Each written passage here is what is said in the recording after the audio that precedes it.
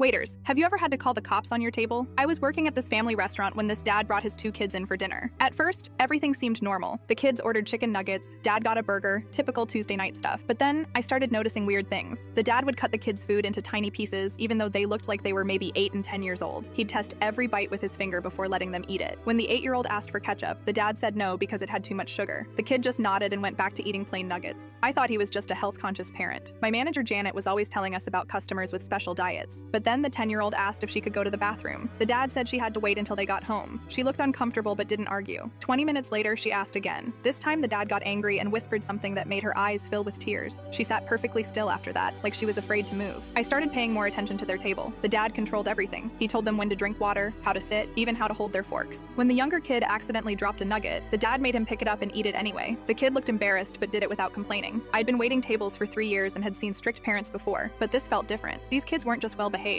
they were scared. They kept glancing at their dad before doing anything, even scratching their nose or shifting in their chair. The dad never smiled or talked to them like they were his children. He gave orders like they were soldiers. Sit up straight, chew slower, don't touch your face. The kids followed every command instantly. No normal kid is that obedient. When I brought their check, I heard the dad say, "If you embarrass me again like last time, you know what happens when we get home." The kids nodded quickly, looking terrified. My stomach dropped. I'd heard that tone before from my own stepdad when I was little. I went to the kitchen and told Janet what I was seeing. She came out to refill their water and observed the table for a few minutes. When she came back, her face was pale. She said we needed to call someone, but she wasn't sure who. The dad paid in cash and started gathering the kids to leave. The 10-year-old was limping slightly as they walked toward the door. That's when I noticed she had a bruise on her arm that hadn't been there when they sat down. Actually, it had been there. I just hadn't seen it under her long sleeves until she reached for something. Janet made the call while I watched them through the window. The dad was gripping both kids' shoulders really tight as they walked to his car. The kids moved like robots. No talking, no normal kid behavior, just following orders. The police arrived 15 minutes later. They caught up with the car 2 blocks away. Turns out the dad wasn't even their real father. He'd taken them from their mom's house during what was supposed to be a supervised visit. The kids hadn't eaten a real meal in 2 days. The mom showed up at the restaurant later that night, crying and thanking us over and over. She said the kids had been trained to act perfect in public so no one would ask questions. The dad had threatened them with worse punishments if anyone found out.